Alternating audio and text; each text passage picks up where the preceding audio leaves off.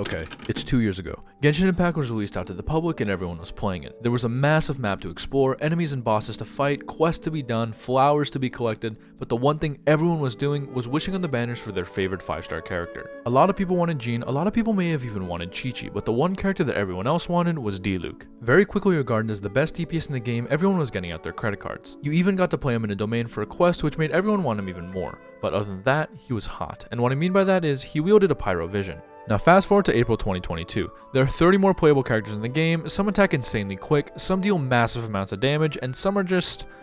But how does the best DPS character 2 years ago compare to the DPS we have now? That's what I'm here to figure out. So in today's video, I'm going to see how the first DPS character in the game holds up to the latest and greatest DPS character in my opinion, Kamisato Ayato of the Kamisato clan. He lives in Inazuma and yada yada whatever. He's my new main, so I already have him geared, but on the other hand, I don't main Diluc, so my artifacts are, well, I mean they're alright, but they're not perfect. First off, let's talk about both their abilities. Now you probably already know Diluc's abilities, but if you don't, I guess I'll explain it. His elemental skill lets you deal 3 separate pyro slashes, and his ult summons a pyro phoenix that flies forward and infuses his normal attacks with pyro for the next 8 seconds. Now there's a lot to Ayato's abilities, but I'm too lazy to record it, so I'll just give you the quick rundown. His E makes you go into this stance where you can deal really quick hydro slashes which deal more damage the more you hit enemies, and his ult puts down the circle on the ground that rains down hydro swords, and that's basically all you need to know. Alright, now to the comparison. For both DPS, I'll be using their best teams I can physically build, so for Diluc, that's him, Bennett, Xingqiu, and Sucrose, and for Ayato, that would be the... I hate saying this.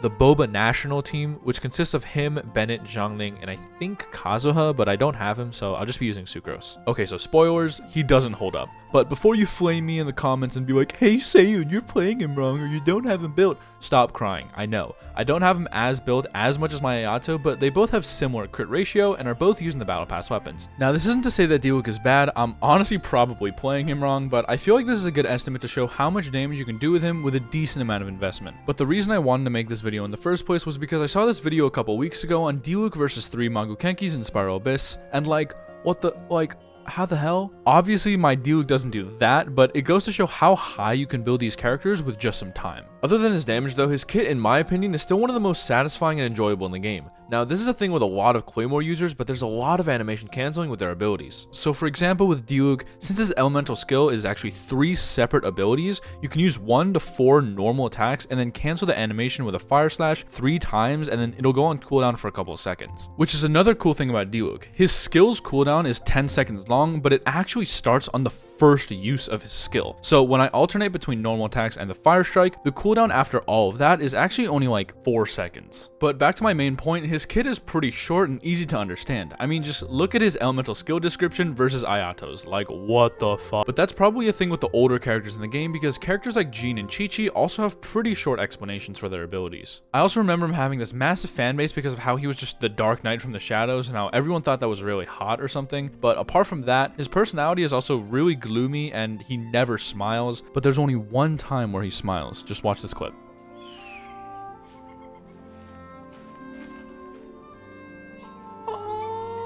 But enough of Diluc, how about his competition? I've said this in another video, but Ayato has very quickly become my favorite character to play. He is a very satisfying kit with beautiful sound design, and he also deals like pretty good damage. I mean, I haven't really been fighting bosses or doing Spiral Abyss lately, but outside of that, he is just the perfect character to run around the world and just kill slimes and hilly churros and whatever. Ayato's kit is a bit more confusing than Diluc's, but there's a lot of information in there that you don't really need to know. Like how when he hits enemies with his elemental skill stance, he gains a stack of Nami-sen, which lets him deal more damage per slash based on his max HP, so it's an ability that you don't really need to consciously stack because it's just a thing that sort of happens. Apart from that though, compared to the other Hydro DPS, Ayato by far deals the highest raw Hydro damage and is fairly easy to build, saying that when you ascend him, his crit damage gets increased, so you don't have to worry about your crit rate to crit damage ratio as much. He also has many good weapon options for free-to-play players and whales, so he's basically just a really beginner-friendly 5-star character, apart from the fact that you need to get to Inazuma and farm the Hydro Cube for like 2 fuck. But in conclusion, Diluc is a really fun character to play, and if you build him right, he could do insane amounts of damage, so if you have him and just haven't leveled him up because you have a better character or something, I really do recommend leveling him up just to try him out. But apart from that, thanks for watching. I upload every Saturday, so make sure to sub. It really helps me out. Well,